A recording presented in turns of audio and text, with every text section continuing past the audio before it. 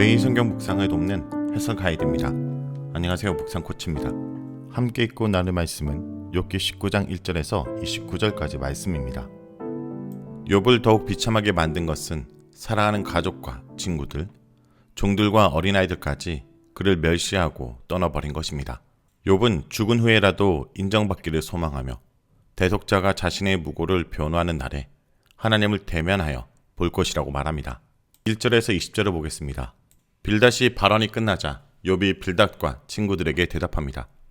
빌닷의 첫 번째 발언에 대해 욥은 그 자신이 하나님의 자유로운 주권을 인정하고 있으며 하나님이 자신의 결백함을 아신다는 것을 확신한다고 밝혔습니다. 그 후에도 욥은 줄곧 자신의 주장에서 벗어나지 않습니다. 욥은 말하면서 종종 법정 용어를 사용하는데 이는 자신의 억울한 처지를 소송에 붙여 하나님의 공정한 판결을 받기 원하기 때문입니다. 19장도 법정에서 소장을 제출하고 자신의 사항을 설명하는 식으로 구성되어 있습니다. 욥은 먼저 친구들에 대한 원망을 2절에서 6절에 표현하고 욥을 향한 하나님의 적대 행위를 7절에서 12절에 말하며 모든 사람으로부터 소외된 자신에 대해서 13절에서 20절에 말합니다. 그리고 긍휼을 위한 강구와 신뢰의 발언을 21절에서 27절에 하고 친구들을 향한 경고의 메시지를 28절에서 29절에 말합니다. 욥은 친구들이 자신을 괴롭히고 학대한다고 말합니다. 빌닷과 친구들은 상처 입은 친구를 치료하고 보살펴주는 대신 폭력적인 말로 두들겨 패는 자들입니다. 그들은 고통을 견디지 못하고 비참하게 드러놓은 친구를 짓밟아 모욕을 주었습니다. 욥은 그들을 향해 어느 때까지 이 일을 계속할 것인지 탄식하며 웃습니다. 설령 그들이 생각하는 것처럼 자신이 당하는 고난이 죄의 결과이더라도 그것은 하나님과 자신의 문제이기에 그들이 옳고 그름을 판단할 위치에 있지 않다고 항변합니다. 상처받은 이웃을 위해 내가 할 일은 고난의 이유를 판단하고 정죄하는 것이 아닙니다. 상처받은 이웃의 회복과 구원을 위해 자기 십자가를 지고 이웃에 대한 책임을 다하는 것입니다. 13절에서 15절은 모든 이에게 소외된 욥을 보여줍니다.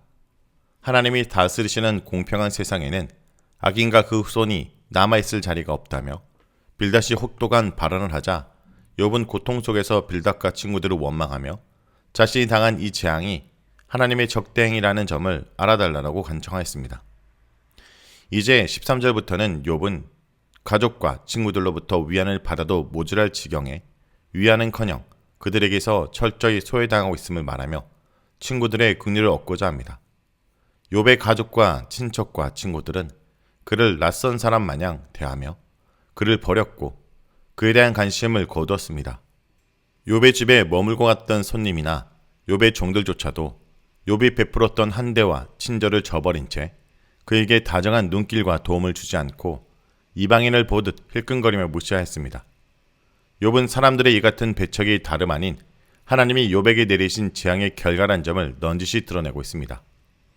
욥은 한때 동방의 큰 자로서 많은 자녀와 재산을 가져 부러울 것이 없었고 하나님의 축복 아래 공의를 베풀며 말의 지도자로서 주민들에게서 존경과 칭찬을 받았습니다. 그러나 이제는 모든 것을 잃고 잿더미에 앉아 피부에 난 상처를 긁고 있는 처지가 되었습니다. 욥의 재앙을 목격하였거나 전해 들은 사람들은 욥의 세 친구와 마찬가지로 욥이 하나님으로부터 그런 재난을 당하기에 마땅한 죄를 지었다고 생각하였을 것입니다.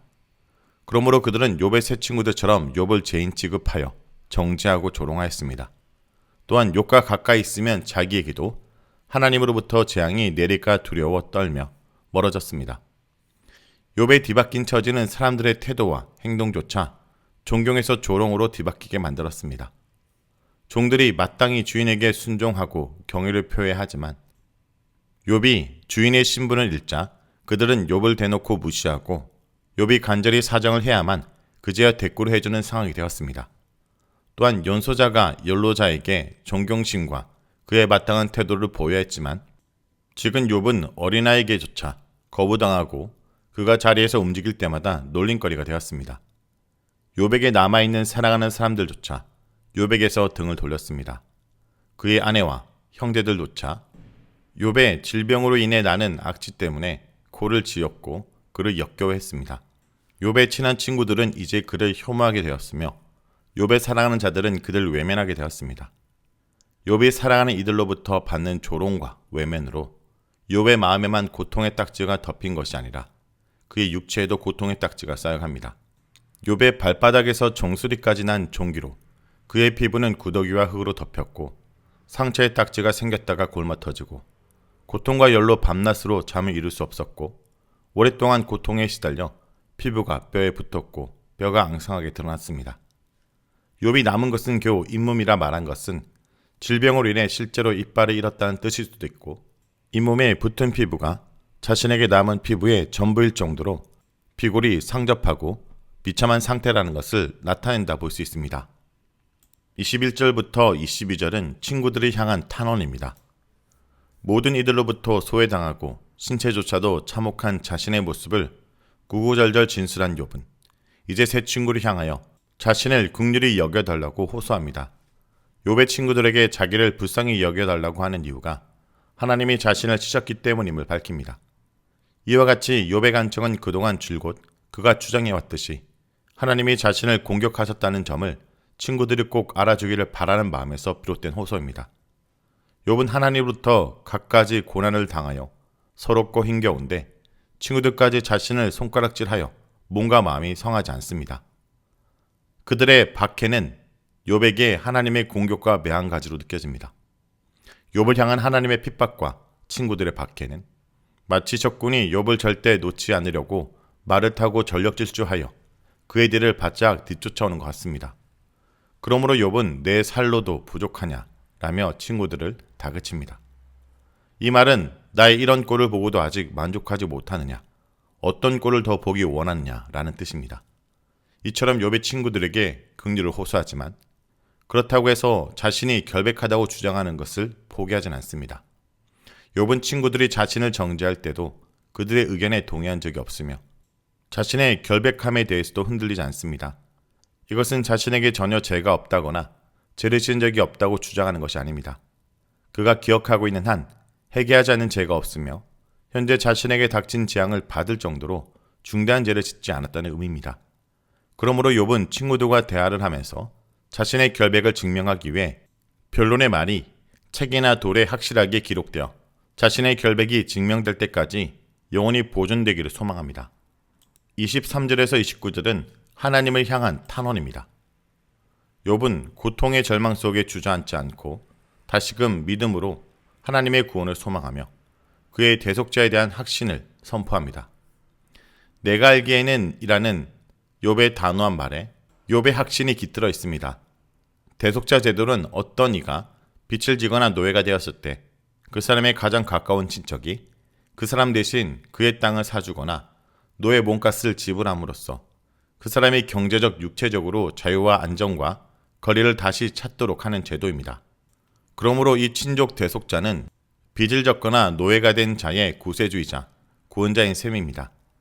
욥이 이미 16장 19절에서 21절에 언급되었던 중보자와 같은 이 대속자가 살아계셔서 자신의 증인으로서의 법정에 서시고 욥의 무죄를 입증해 주실 것을 확신합니다. 여기서 욥이 지칭하는 구속자는 궁극적으로 살아계신 하나님으로 이해할 수 있습니다. 욥은 하나님의 공격으로 재앙이 닥쳤음을 알지만 여전히 그에 대한 신뢰를 놓지 않고 그의 공의와 판결을 의심하지 않습니다. 내 가죽이 벗김을 당한 뒤 라는 말은 나의 피부가 다 벗겨져 알아볼 수 없더라도 또는 내가 죽은 후에라도 라는 뜻으로 이해할 수 있습니다.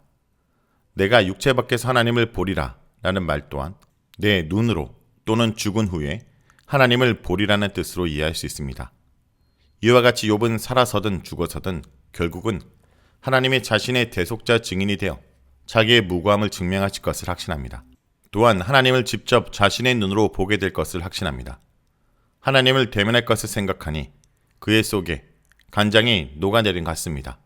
이와 같이 욥이 하나님이 자신의 대속자가 되어주시기를 확신하듯 이제 현 시대를 사는 성도들은 인류의 죄를 대속하신 예수 그리스도에 대한 확고한 믿음을 가져야 됩니다.